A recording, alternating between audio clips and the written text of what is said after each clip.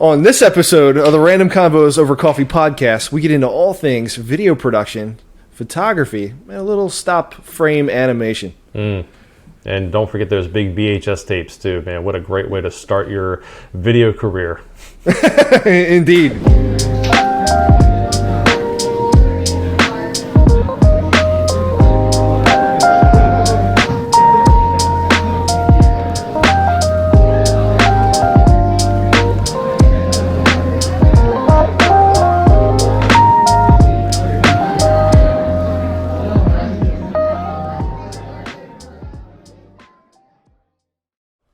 Hey guys, welcome to another episode of Random Convos Over Coffee podcast. I'm Sean Burkowski. And I'm Philip McCullough. And today we're going to get into all things video production and photography. But don't worry, this won't be a technical episode. We're not going to get too off in the weeds. Right, Phil? Yeah, we're gonna keep it pretty light today, just kind of overviewing things. There'll be some technical aspect to it because you can't talk about photography or video work without some technical stuff coming up. But again, all these things are actually just designed to inform you and hopefully help with your next production or project. Absolutely. Try to keep it valuable for the listeners. Yep. So with that being said, Sean, how did you first get into video work? Oh man, that's actually kind of a funny story. When I was a kid, I got a VHS camcorder for Christmas.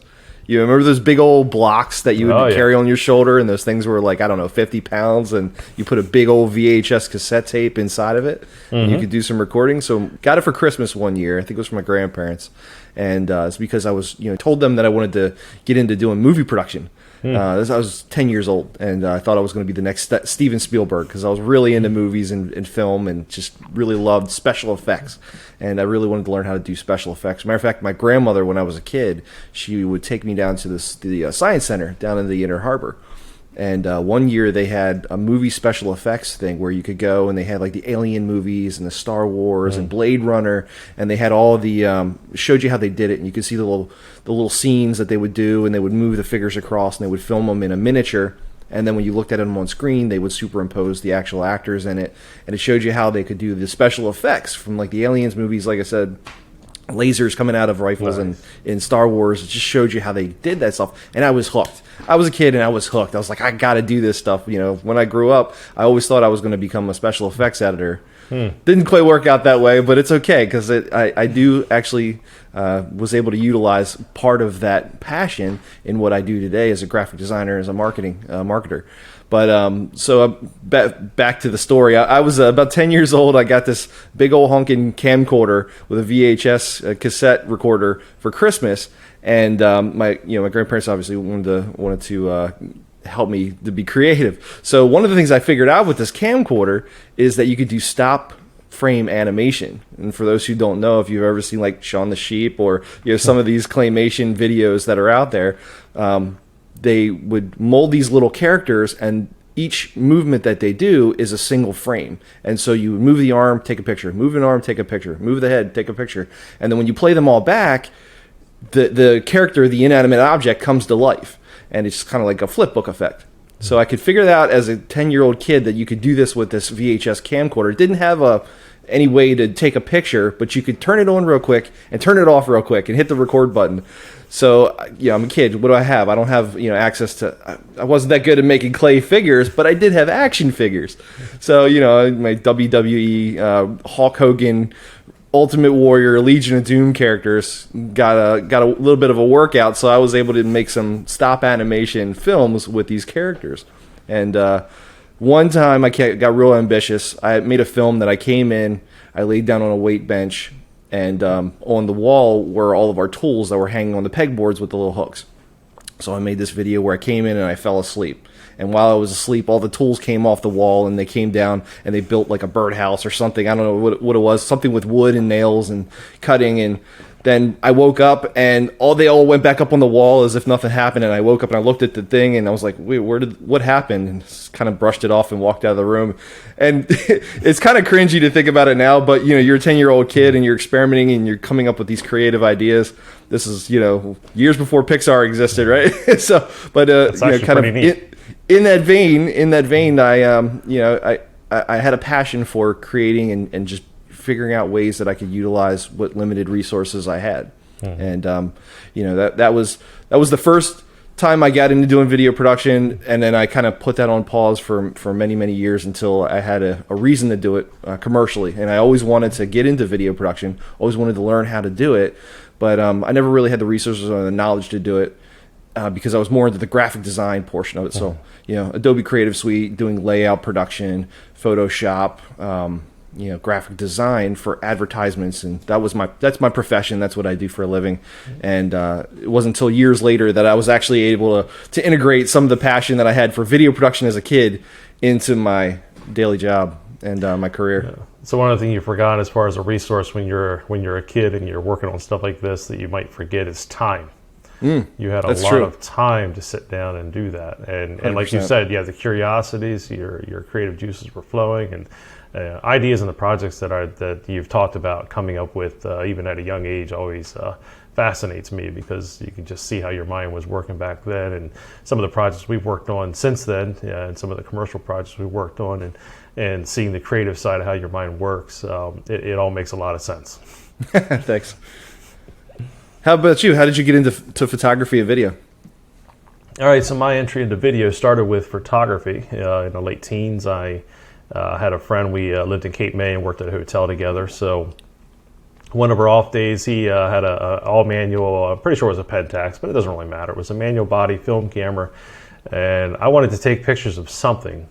And so he's like, yeah, you can borrow the camera. I bought some film, and he showed me how to use it, how to quickly set an exposure, and it wasn't long, and I was totally hooked, and just love photography. Fast forward, bought my first camera off of an engineer I worked with when I was still in college. Even let this broke college kid make payments, and sold it to me for like dirt cheap. Nice. They practically gave it to me, really, and I used that until I outgrew that outfit. I studied what I could and took pictures, and always set myself out to develop. I wasn't I never had like a dark room or anything to set up and do, but just continue to progress with photography. Really loved it, really enjoyed it. Always fascinated by video work, but hated the look of the camcorder look. Didn't like everything in focus and those perspectives. So I just the few commercial things I did that required some video work was a camcorder, and it was sufficient for what the client wanted, but it never gave me a passion to pursue it any further. Fast forward, digital bodies, left film behind, and suddenly, being a Nikon shooter, suddenly Nikon introduced being able to shoot video using, the lenses I loved, using the equipment that I had, and now I made the transition. And I didn't look back. They were pretty ahead of the time, weren't they? Yeah. Nikon was with really jumping out. Like Canon had their cinema series, which is like their whole separate camera line, film camera or film. It's digital, digital movie quality grade stuff. And then they had their cameras, their point and shoots for the action photographers. But they didn't really blend the two until Nikon started doing it. Right. Yeah. And that was the best I can remember. I think Nikon was the first one with their D90 series where they actually put video in with the photography side of things. Whereas, Canon clearly had a better video setup simply because they had such dedicated video equipment and professional equipment. But it was a pure giving video that equipment. But giving that access to both worlds in Yeah. one setup certainly was a game changer. That's kind of the start of the whole thing. Is Nikon versus Canon, and each new iteration of a camera, they were trying to one up each other to be that holy grail of photo and video. And then you had guys like companies like the Panasonic GH4 and the like Sony coming into the game and really changing it. And we can get into that later, but it always fascinated me how that rivalry between Canon and Nikon and integrating the video into the camera body to do both photo and video and not having a dedicated one or the other was kind of an interesting plateau.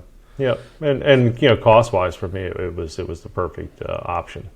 Not having to buy a totally separate video setup and rig and a separate photography rig, so that whether I was on a product shoot or whether I was actually doing something where it was video focused, I could use the same equipment. A little bit for both. Yeah. Yeah, that's kind of, you know, the project that we did. We did a commercial project together. It was my first commercial project, and I finally had a reason to utilize my passion for video and do it for a commercial reason. And we had a project that we were doing a product release, and I had storyboarded out at what I wanted to do. And I needed help to capture all the scenes, and that's why I tapped you. And I said, Phil, you know how to take. You're the best photographer I know, and let's, you know, this is kind of the vision I have. These are the scene by scene, what I want to capture, the story I want to tell.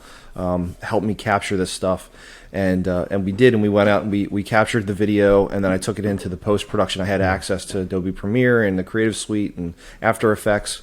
And I needed to learn all this stuff, which is an interesting journey if you've never done it before. I finally dedicated myself. I said, you know what? I'm going to do this. It's time. I'm going to figure this out. I'm going to do it myself. I don't have a big budget, so I'm going to figure this out. So I actually tapped a friend of mine who does film. He does like a bunch of small films in Baltimore.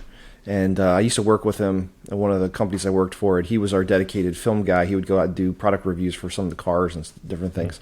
And so I tapped him, and his name was Brad. And I called Brad up. I said, Brad, I need help, man. I'm trying to get into this video. I have Adobe Premiere. I want to learn how to do. Could you just show me the ins and outs, the basics? Like, I could go spend thousands of dollars and go take a video course or take college classes on how to do video production.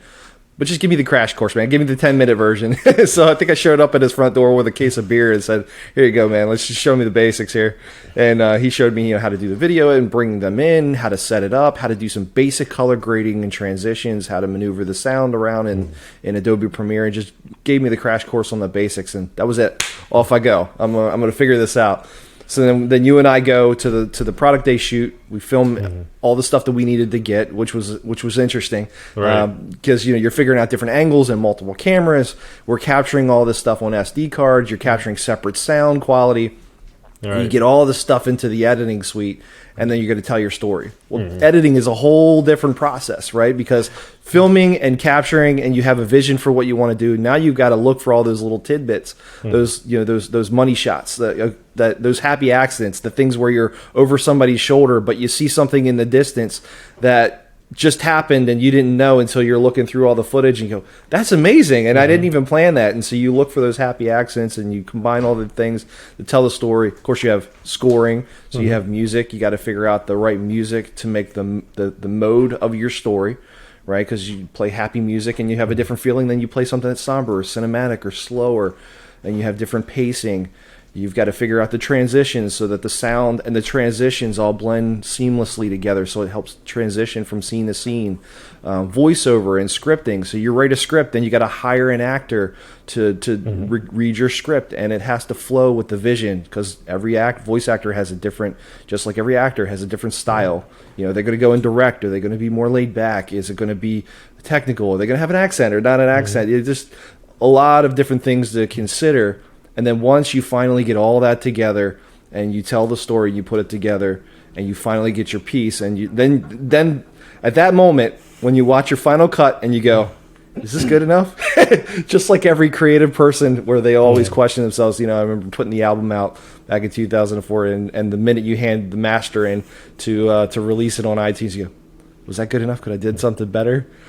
But that video that you and I collaborated on, Phil, I'm happy to say today, has 2.2 million views, which is pretty impressive for a video that, you know, your first time out of the gate trying to do a commercial project.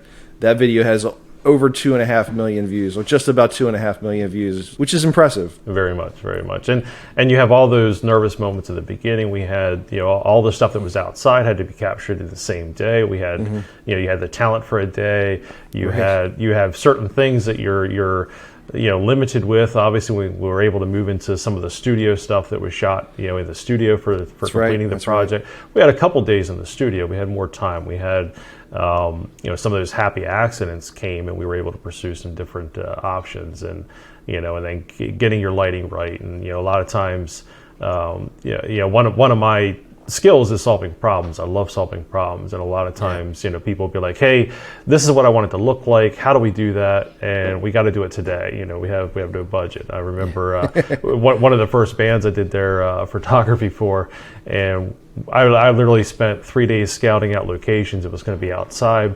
You know, shoot day, the band comes. Of course, they bring girlfriends, and they brought the entourage. Right, always warn them shoot days are going to be long, and probably leave everybody else at home because they're going to get bored, they're going to get tired. Sure. But we're setting up in the first scene, and the lead singer goes, "Oh no, there can't be anything living in this scene."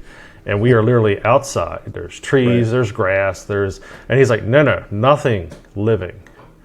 So I found an abandoned rail yard, and that's where we shot. And I'm literally laying on the ground, getting dirty, pulling weeds that are peeking up into the frame out of the shot, trying to crop and everything so that nothing living is in the scene. So, the typical things like that, it was the same when we were doing our production together. What things come up on shoot day that you quickly have to adapt to, or hey, this is showing through and we need this to be black, or we need this to fade all the way off to dark, or we had the GoPro. Do you remember the GoPro? We had a GoPro on somebody's head, and in order to use a GoPro, you have an app on your phone, and you hit the button to start recording and stop recording and do the preview. There's a lot of RF signals going on in the area, which interrupted the connection between the phone and the GoPro, and so we couldn't identify if it was recording or not. They just happened to hit record and just let it roll for 20 minutes or as long as it could go until the SD card was, and it happened to get the shot that we needed. But we had no idea because you couldn't tell what was going on the camera. And what you're going to do, pull it off and check it each time and throw the SD card in the computer and make sure you got the shot. You just hit record and you hope you get it, and we did. And it's like those, like you said, problem solving. When you're on shoot day, there's always little nuances and things you got to figure out. It's all about problem solving. Pre-focusing cameras for a specific shot, and and then just repeating it over and over till you capture exactly what you want and stuff like that.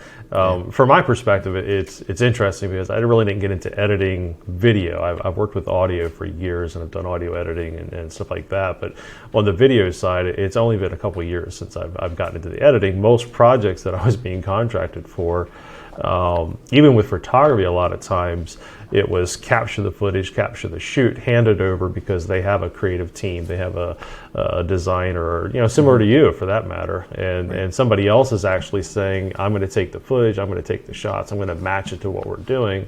And so mine was getting it color accurate and stuff in camera and then handing it off. So while I knew I needed to learn editing, it was a lot longer until I had a project where I was doing video start to end.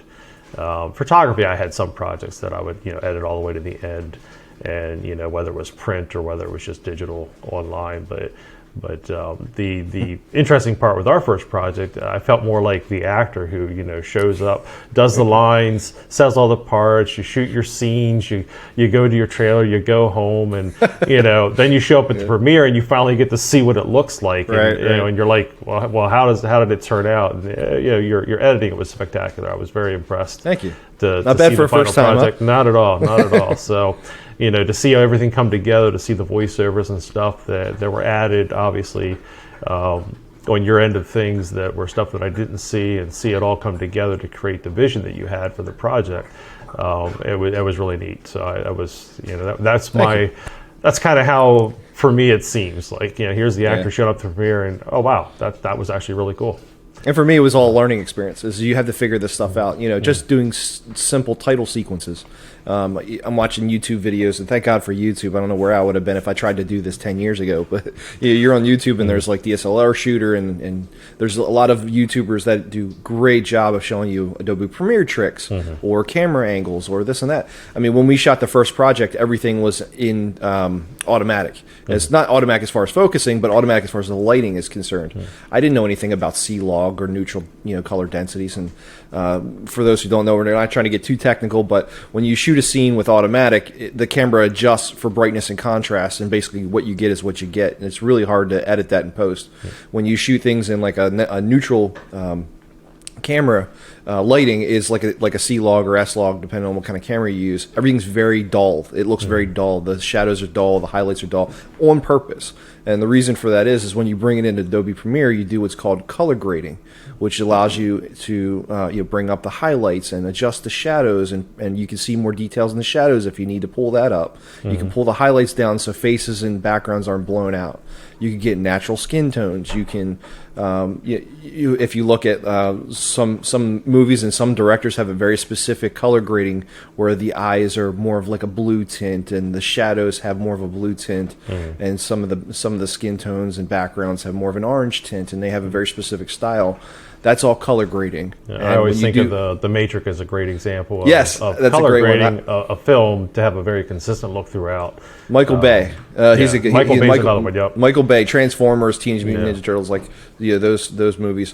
Michael Bay has a very specific color style, and it's kind of people joke about it on YouTube, and that was what I was describing.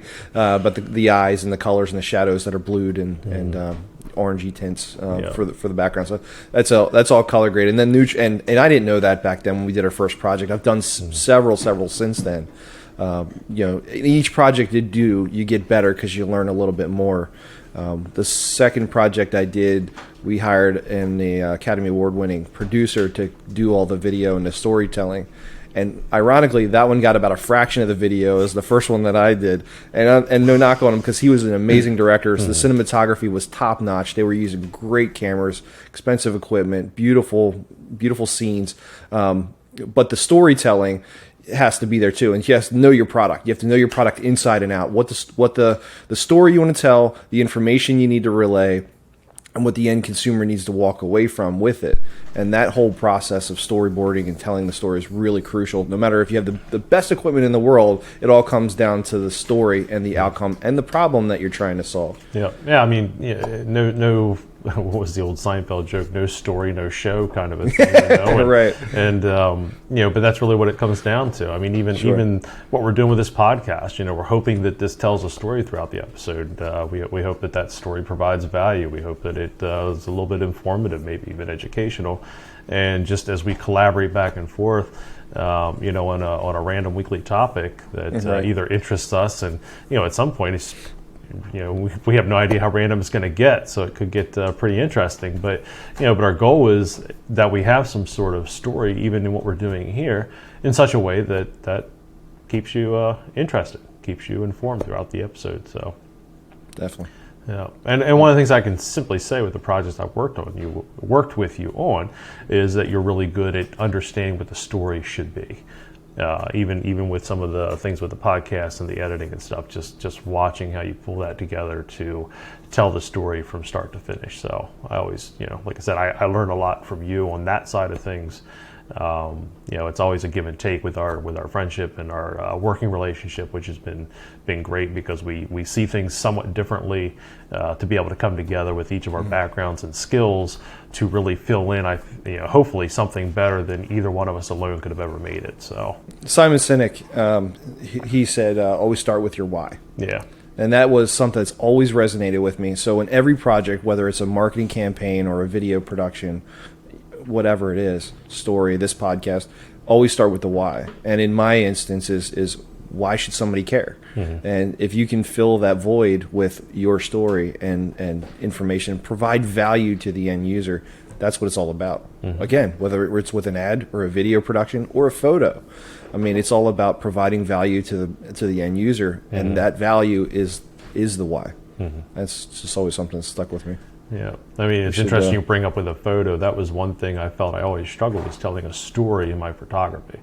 There were certain things I could capture that would tell a story, and then some were just pictures, and there is a big difference between the two. And I would see photographers that could take one image and tell a story, an interesting story, and trying to study that. How did they capture that in such a way that it either brought in an emotion in you or a response or something?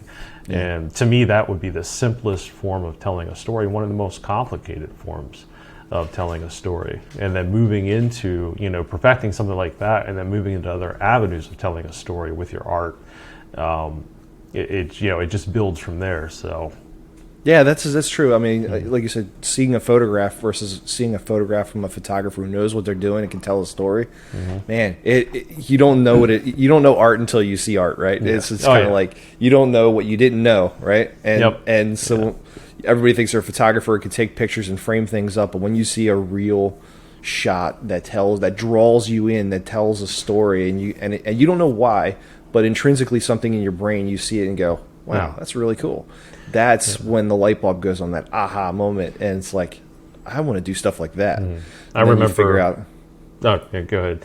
No, I remember being at a photography event in Las Vegas, and the third day of the event, they had a lot of professional photographers and videographers that were doing some breakout sessions and stuff like that.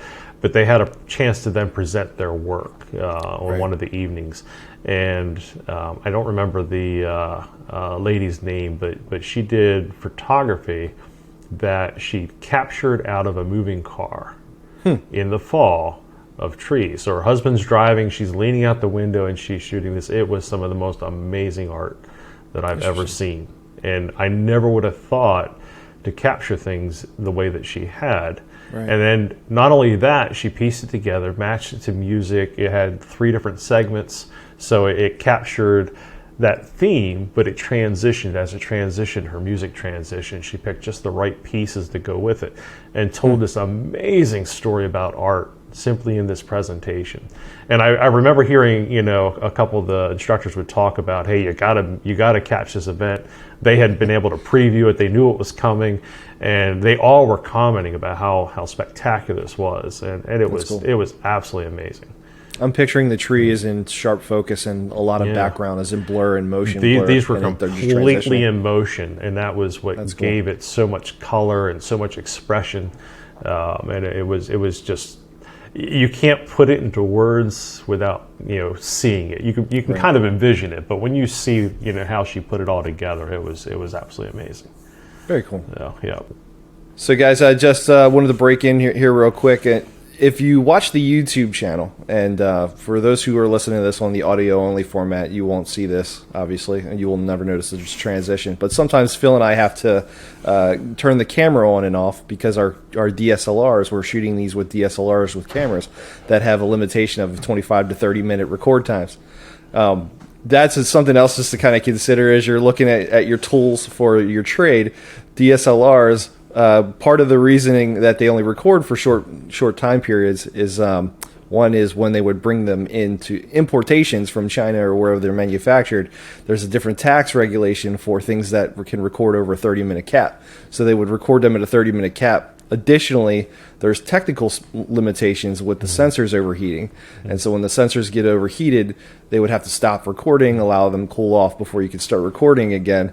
That's the older equipment, and since those limitations, there's been cameras that have come out now with mirrorless that can record 2 hours on an SD card on a DSLR that you don't have that issue. Some are completely unlimited. You can literally just shoot until you fill up the card. So right. So they're certainly getting past a lot of this. It's interesting. Some of these record in file formats that are limited to essentially 2 gig. It's an old computer thing.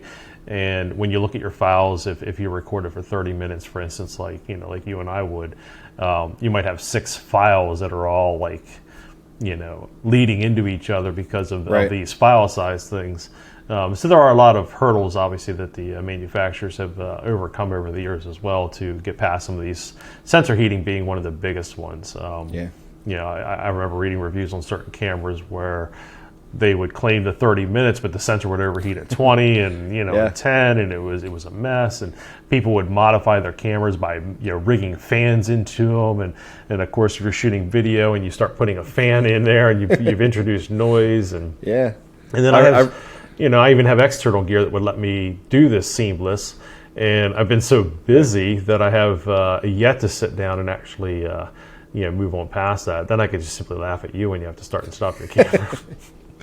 Yeah, there's this podcast I always watched, and I won't name the name because I don't put him on the spot, but there was this one co-host, and his video would always cut out. And about 25, 30 minutes into the podcast, again, I watch it on their YouTube channel, and then it would just be his picture with like a voice bouncing thing at the bottom for the second half of the podcast. It used to drive me crazy, and I would put a comment on the video. I said, man, you guys got to figure this out. Like, I don't know what's going on with your camera equipment. Maybe you can mention it on the segment. And then I realized as we started doing this podcast that the limitation of the record time for 30 minutes, and then it would cut out and we'd have to get up and reset the camera.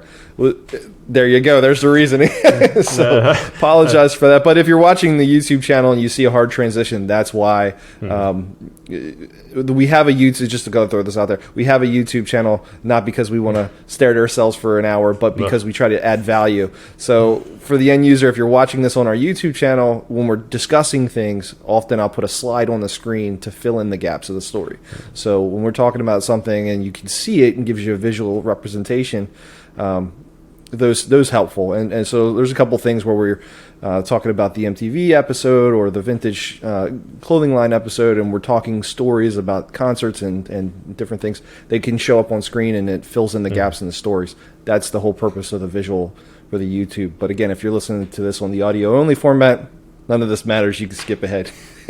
That being said, it's a great opportunity to learn, so that if you're messing around with your own stuff, whether podcasting, maybe you're putting YouTube videos online and stuff, and you're dealing with limitations of the equipment that you have, these are some great tips and segues that you can use as well. Slides, still images. These are all great things that can hide transitions behind the scene, and you keep it relevant to your topic, and most people are going to assume that was part of your production and what you were trying. And in some cases it is. Sometimes we're not hiding anything. Sometimes we actually are putting something on there because it makes sense to have that on the screen while we're talking about it, or things like that. Things we can do in post. Maybe one of these times we'll do a live episode. Maybe we hit a year, we'll do a live episode once and just roll it all the way through, and then you can see how we are when we make mistakes and that kind of stuff. Yeah, it's just talking about technical limitations and sensor sizes. I remember one time I was running around, had a camera rig over my shoulder, shooting with a DSLR. I think it was a Canon 5D Mark IV, and I had a full camera rig so I could run around. We were in brutal August heat in Maryland. I think it was deep in a briar patch somewhere, doing an outdoor shoot, and I'm pouring sweat, and it's brutally hot. You're talking about the sensor overheating, and once it does, you can't get that. So I'm shooting at 30-minute clips, with the camera. The camera is recording 500 megabytes per second, which you have a 512 gigabyte, whatever it is. It's a very large SD card, right? You've got dual SD cards in it. The 5D, it records 500 megabytes per second. So do the math on that. We don't do public math, but let's figure it out. So 30 seconds of footage is 15 gigabytes. 15 gigabytes, which is an absolute massive file size per 30-second clips. And these are huge file sizes. Anyway, the sensor is just crunching, and eventually when it overheats and you have the heat of the day, at some point it just won't record at all. So you're getting 2-3 second clips before the camera turns off because the sensors are just overheating. Anyway, back to technical limitations. well, I had to laugh because as we were doing that, my laptop just shot up there and said your battery's low, and I realized I didn't plug it in. So when we talk about technical limitations, at least it didn't shut off. Then you would have had a whole different blackout, and you could have yelled at me. So, do you need to plug it in? Are you good? No, I did. I had the cord running here. I just forgot to actually plug it into the laptop, but it's been plugged into the wall the whole time. So you want to get into some technical stuff? I'd like to ask you a couple questions in the photography side, and people always ask me, they want to know what kind of equipment you're using. So like as far as like your favorite lenses and things like that. Me personally, my favorite lens, my go-to, I seem to grab out of my bag the most often is a 24-70. I got a 24-70 f2.8. It's an L lens. And that's kind of the go-to because if I want to get that bokeh, that soft focus in the background and the foreground subject in razor sharp, and that helps tell that story of the difference between the background and the foreground. You really want to make that the central focus, or even vice versa, where your foreground is out of focus and the subject in the background is razor sharp. It gives you that opportunity, that shallow depth of field. And it's a good range. So the 24-70, 50 millimeter with a full frame camera is the equivalent of an eyesight, so a human eye. So me looking at you in a room is going to be that equivalent in through the camera with a 50 millimeter and a full frame sensor. And so that 24-70 is usually my go-to. The second one I usually do is like a 70-200. So that if you have something that's really far away, you have a subject that's in its distance, or you need something that's wider, and you want to close up and you want to pull back, that seems to give you the good range. Those two lenses are kind of my two go-tos. Nice. So, my number one go-to would be the 7200 f2.8. You know, if I'm shooting portraiture, if I'm capturing action, if I'm backpacking and I want to, you know, capture birds or wildlife, you know, with a 200, you're actually not as close as it sounds. Right. And so you know, wildlife, for instance, it means that you're using skills of going into an area and knowing where to be for your subject to come to you, and then being able to sit and stay quiet and slow movements until the subjects become comfortable with you being in the area. And so there are ways to work around, you know, limitations of anything we have, but that's one of my favorite lenses to work with. A lot of times you're zooming with your feet, actually, even though it is a zoom lens, because you might want to shoot at 200 at f2.8 to capture, you know, maybe it's a portrait, maybe it's a headshot, but you might have to back up a little bit to make that happen.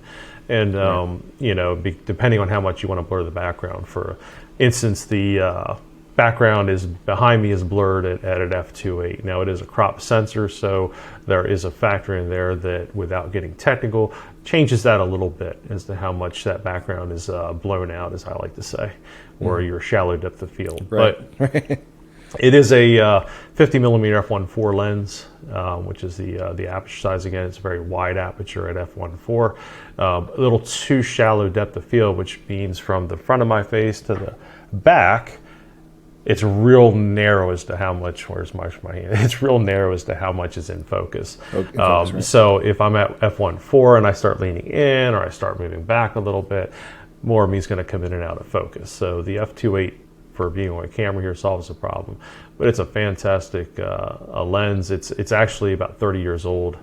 Like I said, it's my other go-to lens because there's so many things I can shoot with it. I actually have a reversing ring. I can put it on backwards on my camera and use it as a macro to get, you know, a nice close-up image, and just gives me a lot of options. Very small, light in my bag, and like I said, you know, it's been a tank for 30-something years. It's been with me. So. But those will be my two. The 7200 probably be my first choice for most things. And then if it's specific, since we have talked about some different things, obviously I'm doing product photography, I'm probably not grabbing the 70-200. Depending on what I'm shooting, you know, I might need a wider angle lens. I might need, you know, a 24 or something. Again, it's just going to kind of play in there as to what the project is. Yeah, like this one right here that I'm using. This is a 50 millimeter. I think it's a 1.8. So I think it's a 1.8. It's a 50 millimeter for sure, which is good for interview stuff. And I use it at the max, so it just blows out the background, so you can see all the stuff in the background of the office here. Another part of that is the physical distance between the subject and the foreground and the background. The further it is back, the more out of focus it becomes when you use something like a sharp, small depth of field like that 1.8 or the 2.8. You know, it's just the getting the subject and you can see I'm in focus, but the microphone in front of me is out of focus, and the objects that are behind me are way out of focus because they're further back. It's all about the distance of the subject. And that's cool. That's all learning experiences, stuff that you figure out. Like my daughter, you know, she's got an iPhone, but she's really getting into photography, and she's just trying to figure out, you know, taking pictures of flowers or her friends or different things, nature, and she's really experimenting with that. Matter of fact, I gave her my DSLR, just kind of run around and take some pictures. We were in her room, and the shades were blocking, and you could just get the natural light coming through the shades with the shadows in between, so you get that shape across. And you know, I positioned her in front of the window so she could get the shade across and the lights coming across her face, just to give her a creative look, and took a picture. And I showed her, it's like, this is some of the things you can do by just working with natural light, working with things that are in the room. You don't have to have a flash or this and that. You can just, you know, be creative and tell a story using natural lighting and the subject in different ways. And so she's cool. It's a cool learning experience, and she's really getting into it. And I think your daughter too, she's getting into photography as well, right? Yep, she did a shoot earlier this year for you know, a girl that she knows that graduated high school, and she went out and took pictures for her senior graduation party, and did all the edits and stuff, and then uploaded them so that she was able to view the images and stuff, and really enjoying it. My wife and I gifted her one of my backup cameras and lens for Christmas, and my other daughter is really getting into art, and so we set her up with my iPad Pro so that she could get the digital side of drawing. She'll paint on canvas. She'll, you know, do various things in different mediums like that, colored pencils and stuff. And it's just neat to watch your children do things, sometimes just do things you didn't think to do or try, right. And then watch them take it in a direction that's just, neat to see all that creativity just pouring out. So, and it's cool that you can explain to her, what an f-stop is, sure. and how how things are working on a manual. She's got a DSLR that you handed to her and handed to her. She can use those manual settings, and you can teach her how to use those manual settings and then how to control it, which will go much further. I mean, if I had, I wish I had somebody to teach me that. I took college classes in photography, but really, there's nothing about doing it and having hands-on and in the process that is a super. It fixes that learning curve, and when you can do something and you're put into the Fireverse, there was somebody who said you can learn about how to ride a bike all you want, but until you get your butt on the seat and feet on the pedals, you're not going to figure it out. And that's so true. You could be at a class learning about it, but you got to be doing it. And for you to be able to teach your daughter some of those settings and how to do those things is pretty cool. Do you mind if I kind of break into this? Because I think that we want to try to add value to the listeners. Explain what an f-stop is, because we've mentioned that a few times, and if you're not technically inclined, you might not know what that means. Explain what that is. Okay, so an f-stop is your aperture setting on your camera itself. The aperture is the lens opening that allows the light to come in. So if you have a high number of an aperture, say like an f16 for instance, it's going to be a very small opening. I know it sounds backwards, but the higher the number, the smaller the opening. And also then the more of your image is going to be in focus. So f16 makes a great landscape shot. You're doing a sunset or whatever, and you want to see all the mountains and everything around in focus. The trade-off is that it takes more time for the light to enter the camera lens and get to the, in the case of digital, your sensor, but in film, to actually expose the film itself. So the principles from film and digital are the same. You just have a different medium that you're capturing too. So that's why, in lower light settings, if you have, if you're using a like an f16 or even an f8 or f11, because you want more of your scene to be in focus, you're going to have a longer shutter time or your exposure time. And if you're shooting something, what we might say wide open. So my f1.4 wide open would be at f1.4. It's a very wide opening in the camera. It captures light really fast at the trade-off again of a very shallow depth of field, which means a very small part of your scene will be in focus, and everything in front or in back of your focus point is going to be out of focus or blurred. These are great lenses for if you're doing action and you need to capture things quickly. If you're doing stuff in low light that you need to expose fast, you don't, if it's action in low light or movement in low light, a slow shutter speed or a longer exposure time is going to cause blur and things like that. So depending again on what you're trying to achieve, that might be undesirable. There's a third factor that comes from the film days, which was your film sensitivity. Back then, ISO was the rating. There was even an older term for that. But basically, in digital, it's the sensitivity of your sensor. So again, you can start with a low number like 100. We're just kind of keep this technical. All three of these come together to capture the image you're trying to capture. Your lower number is going to be a setting you're going to use in like bright scenes, bright lit scenes. It's also going to be the setting that's going to give you the clearest image without any kind of artifacts and stuff. A higher number, say an 800, a 1600, some of these now can, 52,000, some of these are crazy. Yeah. Great sensitivity to the low light will allow you to capture and gather light to the sensor faster with a higher sensitivity setting, at a trade-off where you might have some digital noise or artifacts in your image. Again, depending on how good the cameras are, some are spectacular now in shooting low light at high ISOs. They are. That you can handheld. I've done a couple shoots now in city, just capturing city lights, where I can actually handhold the camera and take regular exposures and captures at a high sensitivity setting with very little noise in the image, and it's allowed me to do things that before with older equipment you just couldn't do. So that's kind of, I know you asked about f-stop, but they really come together. You have your f-stop, that's how wide your opening is, how fast can it capture light. Then you have your shutter speed, that's how long your exposure is. If you're doing star trails, you're going to do a long exposure. Or if you're capturing the moon, you might have a slower exposure on a tripod to capture that shot. My daughter and I did one of the blood moon a couple years ago, and I'll send you the image, Sean. You can pop it up on the screen for those who are watching on YouTube. And that was a slower exposure. It was a slightly higher setting. You'll see a little more grain in the shot to capture it, but that was more about shutter speed than it was my other settings. And then of course you have your ISO or your sensor sensitivity, and it's just going to come down to what's your primary thing you're trying to capture, right, and which combination of those three settings is going to get it done. Yeah. And that comes down to the next question, which is, choosing the right tool for the job. Yeah. There's a lot of different brands that are out there, and Nikon and Canon and Sony, and we mentioned a few other ones with Pentax. I mean, there's Hasselblad, there's Phase One, which are really high end stuff. Takes incredible sensors, incredible high definition photos at $50,000 a pop for the camera body alone. There's some incredible stuff that's out there. What made you decide specifically? So you're a Nikon guy. What made you decide to use a Nikon? Is it because that you could use some of the older lenses with the newer cameras, or what was kind of your ethos there? So when I was picking between, I was a Minolta shooter at the time, way throwback. But as I was getting ready to buy a new body, I was looking, well, I'll just stick with Minolta. It's what I've been using. And I started researching. The big three back then was Canon, Minolta, and Nikon. And I started researching those to see. And one of the things that had changed in both Canon and Minolta was the lens mount. And Nikon had not changed theirs. I think it was since 1954 at the time.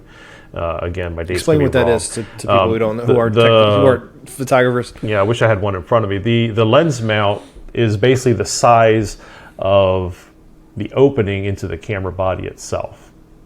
So that's where your lens snaps into the camera body itself on an SLR or a DSLR in the case where we are today.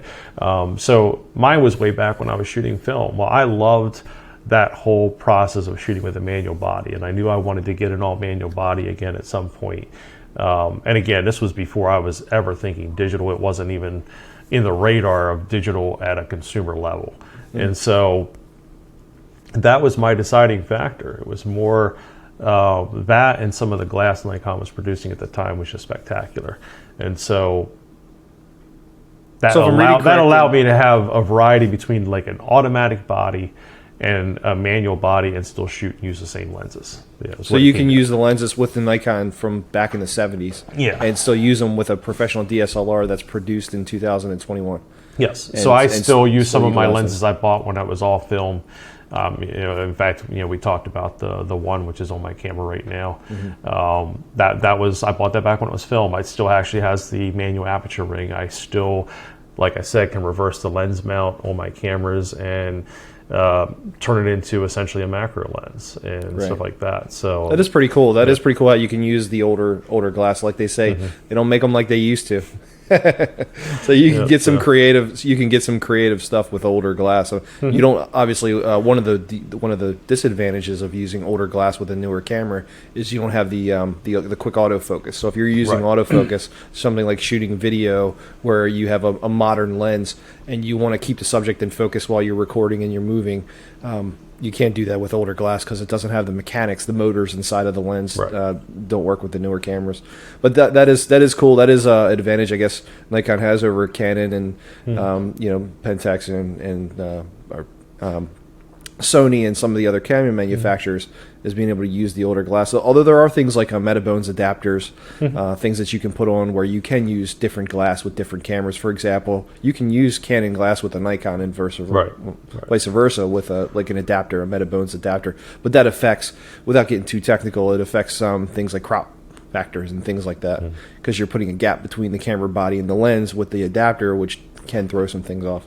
Yeah, so Nikon, has recently with their Z-mount lens has widened out that mount. So here was some of the benefits then that Canon could do that Nikon couldn't. They could produce a much wider aperture on the lens because back when I was buying my Nikon, Canon had already upgraded their mount size. They made it bigger, and it allowed them to produce glass that actually could have a bigger aperture opening than what Nikon could.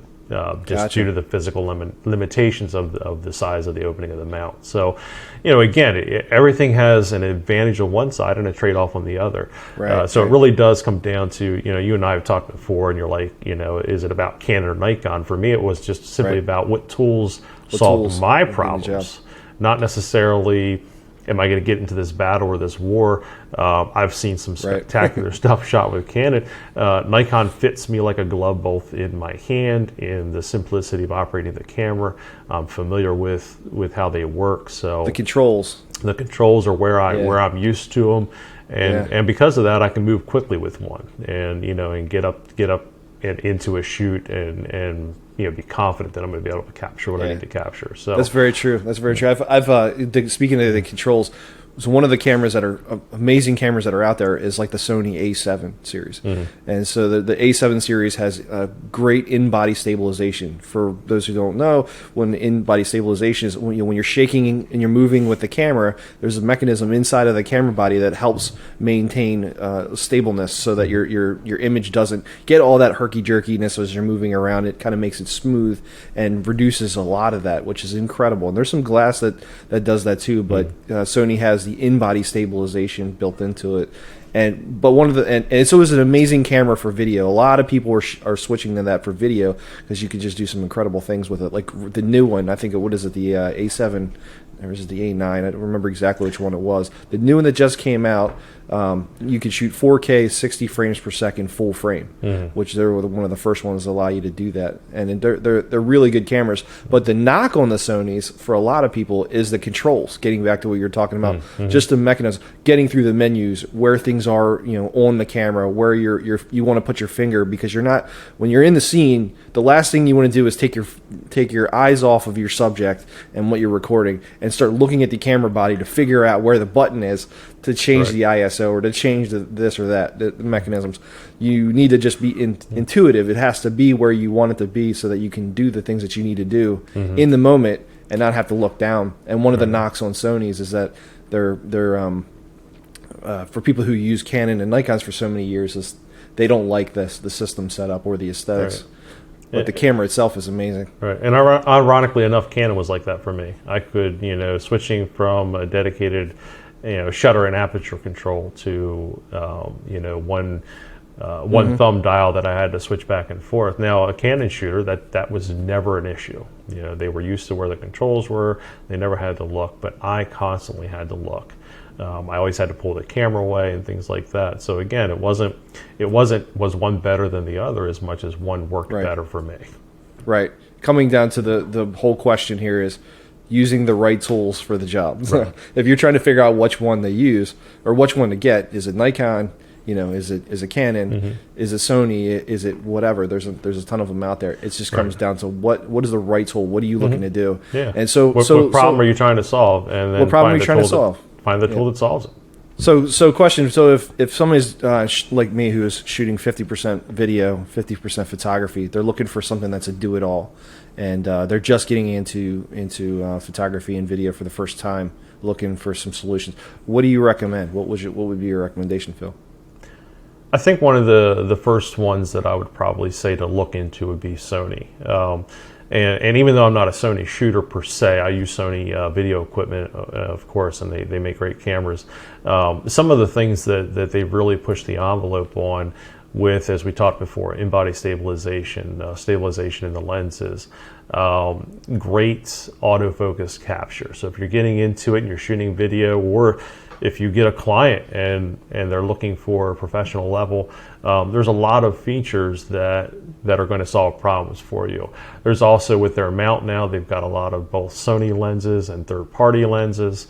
And so it just gives you a lot of options. You can come in at a smaller crop sensor body if you're trying to come in at a lower cost, and then later you might want to upgrade to like the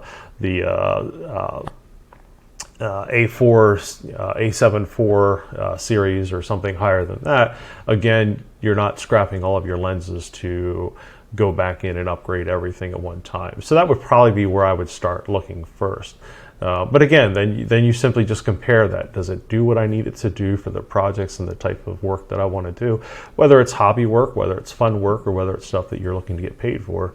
Stack it up against the other ones. You know, how is a GH5 Panasonic, which also, you know, is a good camera for both? How does it stack up against what Canon's offering? Because again, everybody's getting better and better with the autofocus. How does it stack up with Nikon? I mean, they're releasing their new Z9, which again opens up some additional opportunities to solve problems. You know, but part of it's going to be, if you're just getting into it, you don't have much invested yet, so it's best to try to find something that's going to grow with you. What about burst speed? Is that so? If you're doing action photography, so you going to take pictures of your kids' sports games, football games, soccer, lacrosse, whatever, you have a lot of fast moving actions. One of the things are burst speeds, the amount, which is when you hit the button, the amount of pictures it can take in a single shot. Is that something to take into consideration for the? Yeah, certainly. If you're doing action, if you're doing kids. Kids move a lot. They're very expressive. You can you know, I can shoot sometimes 8 and 10 frames a second of, you know, a 2 or a 3-year-old and capture many expressions in a short amount of time. Yeah. You know, so Canon's good for that, right? They're the one that has like the highest burst speed, so you want to capture the most amount of pictures. They all have bodies now that have such high burst speeds, even on the traditional DSLR. But you know, most of them with mirrorless now, you really have a lot of additional advantages, and high frame rates on most of these cameras now is an option. You know, 30 frames a second and up on some of these things. It's really getting you know, crazy. How else to word it, you know, but anyway, that and you're going to want to pick at least one piece of glass, one of your lenses. You're going to want to have that wide aperture. You want to be able to capture light fast. So if it's important to be able to be in close to the action, then you're going to look for something that, you know, gets you in closer, and you're going to look for an f4, an f2.8, or an f1.8 or 1.4. You know, keep all that in mind as you're looking to see what you want to purchase. And again, if you can't afford all that when you start in, the beautiful thing is, you know, start with one lens. You might have a fixed focal point length, which means you know, maybe it's a 50, maybe it's an 85, but it doesn't have a zoom option. But maybe it has a f1.8 so that you can get the lower light on it. Just remember, you can always zoom with your feet. So just don't be out. Just don't be out on the middle of the soccer field. The coaches don't always like that. The refs absolutely hate it, and most of the time the fans will boo you. So yeah, just keep that in mind. But you know, some of the things we forget. We think, oh, I got to have the zoom lens, or I won't be able to get in close. Our feet zoom really well, even on a fixed focal length lens, and certainly something to keep in mind. Yeah, one of my first cameras that I'm actually shooting this with is a D50-300, and it's got an 18-200 lens on it. That's not the best. I mean, I think it's like a 5.6 or something like that. So, but it's good enough, and it's a do-it-all lens, so I can get it really in when I'm shooting photography for sports. I can get in close enough that I'm at one side of the field, and I can get, you know, my son on the opposite side of the field up close enough that I can get in on the action. And then always keep in mind, you can still crop in. So, you know, if you have Photoshopping or something, you can crop in the picture. Or if you're getting prints, you can always enlarge them to fit in a space and get your subject in closer. So that's something to consider too. If you can get a do-it-all lens, like something like an 18-200, which is not going to give you the best picture because it's trying to cover too much ground, it's good enough to be a good starter lens. And that was a starter lens that I still use today, and it's serviceable. I keep one in my bag, and you know, I'll put it on my Nikon, and if I'm out shooting and I know what I'm shooting, then I might just lock the aperture into like a 5.6, or if I'm not zoomed in, if I'm shooting more wide, then I might lock it into an f4. If I want to keep it in a fixed range, just know as you zoom, those focal lengths will adjust between that 3.5 setting and the f5.6 setting. So again, if I'm going to be zooming in and out, but I want a consistent aperture, then I just manually go in and say, okay, I just keep my aperture at 5.6 and let me control the camera that way. And they make great lenses because of that. It's a great everyday lens. If I've got one lens on the camera and I'm just, you know, taking it with me, the 18-200 again solves a lot of problems. Right. Right, and there's different price points too. So that f-stop, which we mentioned, like a 1.7 versus a 2.8 versus a 5.6, those are different cost centers. Right. I mean, one lens could cost you $2,000, another one could cost you $200. Right. So it's you're going to be able to cover wider grounds. It's a lot to consider as you're getting into it. The last thing before we start wrapping up here, one of the pretty exciting over the last couple of years is the introduction of mirrorless cameras. DSLR has a sensor. And then, they're, like we mentioned it with limitations, mirrorless cameras are trying to help with some of those limitations. You want to get into that? Sure. So a mirrorless body over a traditional DSLR or even SLR back in the film days, there was a mirror. You would look through your eyepiece, and the mirror would actually go in front of your sensor or your film, whatever you're shooting on, and it would let you see through the lens so that you could compose your shot and basically see exactly what the camera is going to see. At the time of capture or exposure, depending on what you were shooting with, again, that mirror would flip up. You wouldn't be able to see through the eyepiece anymore, and it would let light go straight behind the mirror into where your film or your digital sensor is. What mirrorless is doing is it has a shutter, but no longer has a mirror. So instead, it's reading what's coming off of that digital sensor, and it's essentially a small monitor in the eyepiece now that you're looking at instead of the reflection of natural light through a mirror. So one of the things that you get is you never get a blackout when you're taking pictures, for one. So it's reading the same image, it's projecting it up. You're still getting the benefit of being able to shoot through the lens. So you're not missing out on framing and composition. Some of the other advantages with mirrorless, you get a lighter camera body. So I'm planning over the next month or two to do a backpacking trip where I'm taking a camera and doing some video work and stuff on the trail over a couple of days. My traditional DSLR, my glass is heavy, and that's extra weight. Being able to use mirrorless over that means a lighter camera body. A lot of the newer bodies you can recharge with a USB battery pack. You have just different options available with that. You have a lot of times you have longer shooting times now with video on the mirrorless bodies. You have we talked about high frame rates. Resolution just depends.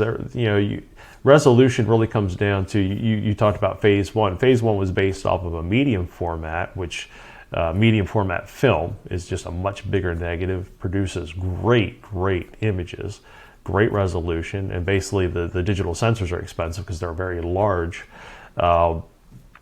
So even in that format versus a DSLR with a large sensor versus a mirrorless with a large sensor, you're still in that sense you're going to get whatever the sensor itself produces. So you can still have really good high quality in any of those formats. There's still some people who prefer the DSLR. The only thing I don't like in a mirrorless personally, because my eyes are sensitive to light, is staring at a small screen when I'm looking through the viewfinder, because it is digital, it is a light shining back, and I can only do it so long before it starts to bother my eyes. But again, that's my limitation. That's not a reason not to go and look into that. So well, and as the technology's really moved mirrorless, the manufacturers have moved to mirrorless, then the greater advancements in things like being able to capture 4K at 60 frames on a full frame, 60 frames per second video at full 4K, at a full frame without having crop sensors. I mean, those are things that you're only getting with mirrorless now, and they're getting better. So the next iteration may be a 6K camera or an 8K camera at 120 frames per second. And those are probably going to come in a mirrorless camera body, because that's where the manufacturers have moved in their technology and their new iterations in the cameras. They're already out, in case you're curious. So both I'm going to have to go get one. 8K, yep. Start saving your money. Start saving them pennies. Yep. Yeah, got to get my crypto money up so I can go buy one. There you go. Well, and then of course they actually have to be in stock that you can get one. So some of the newer ones, when they get released, they're hard to get a hold of. So like everything else these days, pretty much. Pretty much. We got my son a gaming computer back in January, and it just shipped now. It's February. Just in case you're, we bought it back in November. I'm sorry, we bought it in November, early November. It just shipped. Just in case you're wondering. all these silicon chips that are they're getting manufactured. Everything's with the supply chains. I mean, this isn't news to anybody who's watching this. Buying electronics these days, just be prepared to wait a little bit longer. Oh yeah, so, I'm glad some of the stuff I bought, I did when I did. I recently was looking at upgrading my daughter's computer for some of the stuff that she's getting into, and just looking for something more powerful. And I finally just said, you know what, I'll create an account on my rig that you can just log into and set up and have all your settings where you want them and stuff. Because at the end of the day, I'm just like, I can't touch this stuff right now. It's just getting hopefully out of short control. term. Hopefully it's a short term, and this supply chain issues will lighten up by next summer or so. Absolutely. Let's hopefully it gets that way. But there's a lot of great options that are on the market. Go on the websites, looking at things like B&H Photo, and there's a ton of them. Hey, if you guys want to sponsor us, there you go. I've been using B&H for years, and they're still same here. Still That's usually my go-to supply chain. Yep. Yeah, they're in New York. We're in Maryland, so we're very quick, and it's free shipping, and you get it next day. So whatever you order, you end up getting it the next day, which is incredible. But anyway, not to date myself, but even back when I used to order my professional films, they came from B&H. They would cold ship them, so that they would stay at a decent temperature. So as long as FedEx or UPS didn't leave it on the truck an extra day, which not that that's ever happened to me, or that I haven't chased the UPS truck down the street barefoot trying to catch them because my film is on the truck and they decided not to actually bring it to the door. Oh man, that stuff, of course, would never happen. But sure. But anyway, aside from that, B&H has always been fantastic to use. So.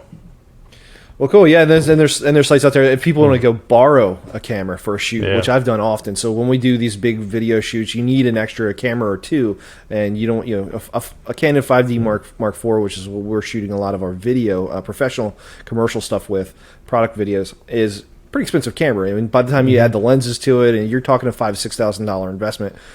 You need multiples for a camera shoot. So when you need a 3-camera rig, are you going to go spend $15,000, or are you going to go on something like borrowlenses.com or something like that?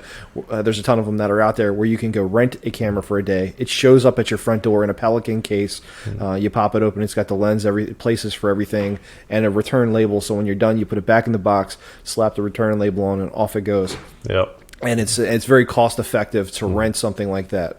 For a video shoot when you need 2 of them. We've done several projects where you want the exact same camera with the exact same lens, and you need 3 identical ones so that you don't have to go fixing color coding. And you can make all of the cameras the exact same settings, exact same color profiles, and then just set them up in multiple angles, and you're off to the races. You just film, and then you can cut and splice between them. Those are lifesavers, and having websites like that you can do that is very handy. So just a good without a doubt. Pro tip. Yeah, we're going to throw one more tip in here too. So when you're budgeting your spending, I know we focused our time on photo and video work, and in the area of video work, don't forget your audio. Leave aside some money for good audio. People will forgive bad video. They will not forgive bad audio. So even though it wasn't an audio specific, we didn't bring it up. Keep that in mind. Do your research. Find out what project that you're doing, what it requires, and don't forget to leave some money in your budget for that. Same thing though, there's a lot of places you can rent the gear you need. So if you're doing a project, if somebody's hired you to do something and you don't have everything, find some of these sites that allow you to rent it, save yourself a ton of money, continue to do the work, get paid, and then you start buying and investing back into the equipment you need. And some of it you just really want to rent it anyway. Does it solve the problems you have? Does this particular mic sound great? Is it recording what I need it to record? Is it sensitive enough? Is it focused enough? Is the quality there? Does my voice sound good with it, or does it sound bad? Those types of things make renting stuff for a day or two, a fantastic way to go. Which is why you see a lot of YouTubers running around with the DSLR, but they got the Rode mic hanging off the hot shoe on the top of the camera. And it's because the microphone that's picking up the audio from the DSLR is this tiny little thing, and it's terrible.